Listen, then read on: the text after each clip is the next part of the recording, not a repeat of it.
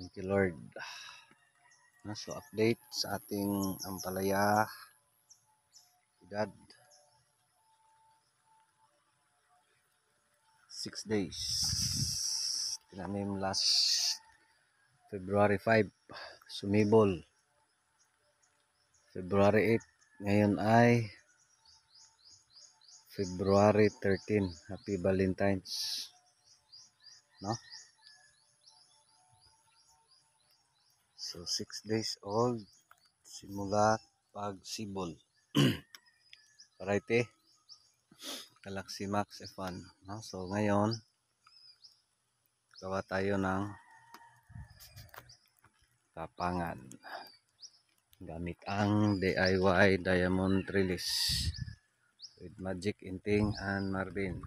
Doon si Magic Inting, si Marvin, saka si Magic Inting,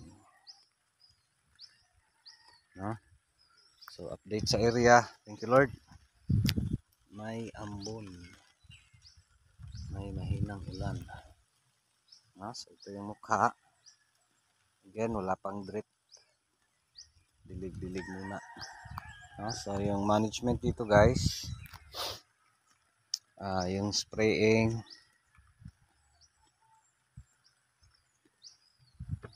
virgin area. Pag ganito yung area, first time pagtamnan, so mas di masyadong magastos sa spray. So dito adjust, no? The best pa rin yung madalas ka mag-spray, yung every other day. Ito may bisita kasing baka. Ayan. Natumban, natapakan.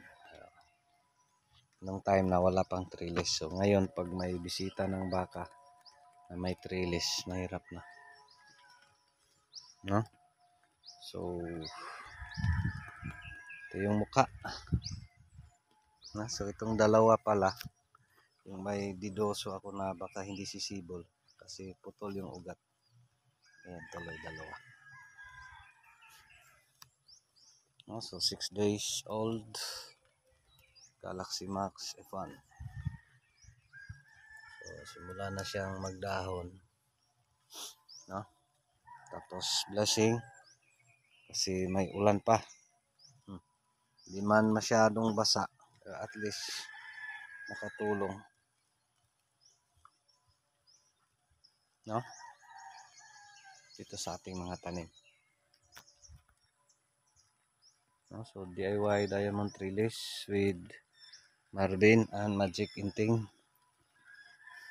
Sino ang mas mabilis gumawa ng Diamond Trellis? So yan yung mukha, 6 days. So nasa gilid yung poste, ibang design. Pinupya din natin yan kay Brad Silmar Silada, shout out. Dito guys yung mga poste tumatagilid kasi hindi na sa paghila, humihiga. Okay lang yan.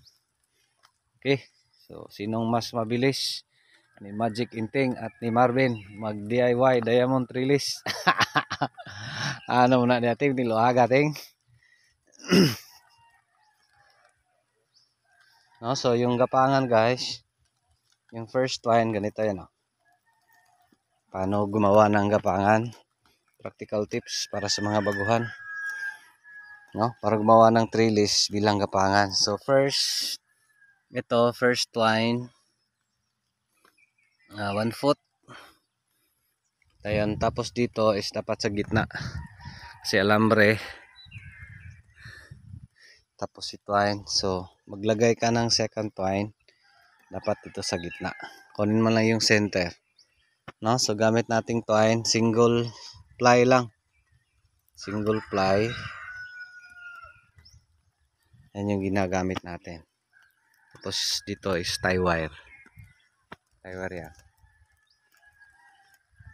No? So tapos ang mangyari niyan kasi itong twine di naman masyadong mahigpit yung pagkalagay. So aangat. So ito na yung loop. May 2 feet. May 1.5 feet. No? So yung diamond, no?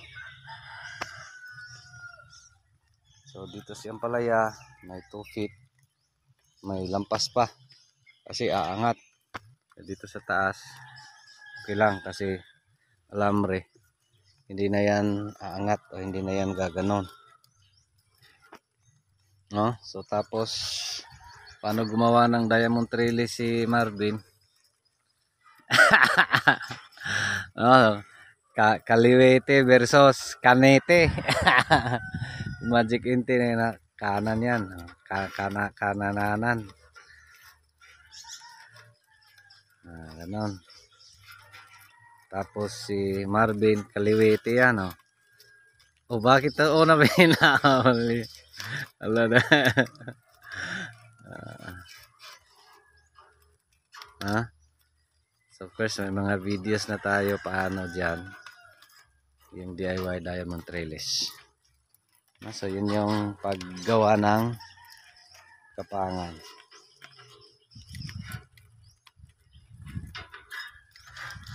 No? So tapos pinatagilid.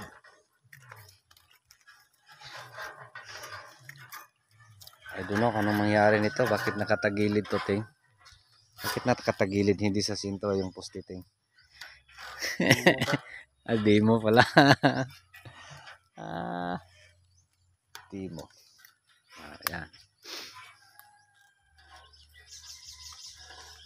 So ito yung mga master sa diamond trellis. Yung kaliwete at kanan, ting. Saan man kanan? Kananete. Kaliwete si Marvin. So tapos na dito. Madali lang. Si Magic Inting maggawa ng trellis, guys. Pwede kayo mag-contact ni Magic Inting. Tatanggap to at saka si Marvin. Tuwing Sundays lang. Wag lang yung mura lang to, 600 per day. Tapos kaya niya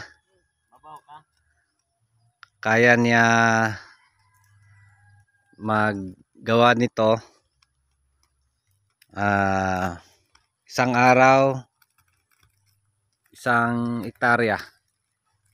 May tanong kang 2,000 hills, kaya ni Magic Inting 1 day solo niya. Kung gusto mo ng half day lang, isama mo si Marvin tuwing Sunday. 600 plus ano pa yan, may gasolina, may panigarilyo, pang red horse. So in short 1,000 lahat pag Sunday. Pwede nyo i-request, no? So yan yung gagawin ni Magic Inting dito, guys, tuwing Sunday. Pag may manghahabulin, tutulong yan. So again, ito yung mukha. Never mind sa mga poste natin na tumatagilid kasi nasobraan pagkahila doon. Kaya ito tuloy. Okay lang yan. Sa akin is matibay naman. So good. So yun yung importante. Tapos yung pinaka-importante is yung tanim. So ngayon, update, may ambon. Thank you, Lord. Tapos gawa tayo ng DIY diamond trellis. So update sa ating Ampalaya. Sige, ito hahabulin ni Marvin si Magic Inting. Sige, ting. So dali kasi, guys, makatapos ng pag yan, isa sa baba, tapos yung isa naman sa taas. Sinadya ni Magic Inting para mabinat-binat yung mahaba kasi.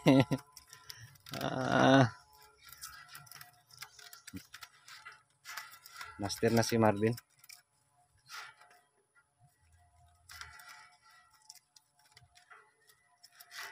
No, so para sa video paano sa diamond release, i-add ko yung link.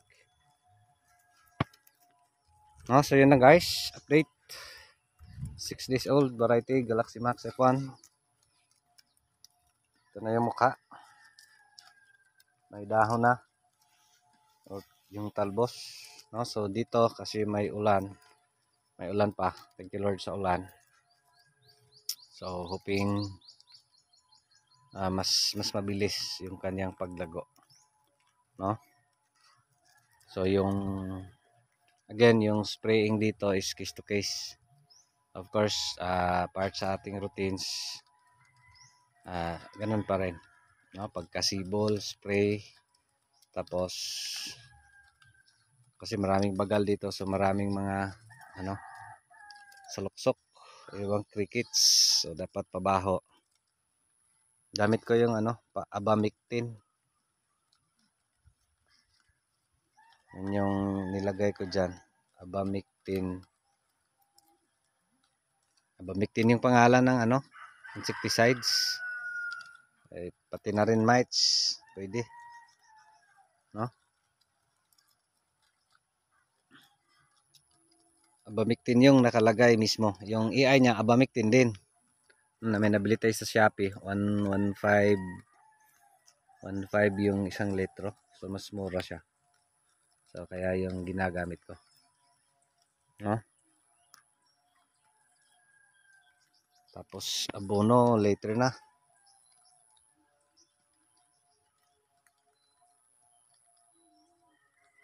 No, so yun lang. Update sa ating area. Thank you Lord sa ambon. 6 days old. So yan yung management. So ginawa natin dilig. Morning afternoon. So ngayon may ambon. So kasi nakadilig tayo kahapon. Tapos harvest day kanina. So di na tayo nagdilig. So in short, ngayong araw na to hindi tayo nagdidilig, no? Kasi may mahinang ulan. Besides, basa pa naman to, no? Basa pa yung lupa. May damo na. So kaya di muna. Carry pa. Tapos malandong. Kulimlim yung langit. So sana may malakas na ulan. No, so yun lang. Maraming salamat. Ito pa rin si Jupila Farmer. Anak. Timatoy ang farmer nga gwapo. Suhito. May kahibalo. Pa naigsaba kay manoon pa ko. Maraming salamat. And God bless. Thank you. Thank you Lord. God bless everyone.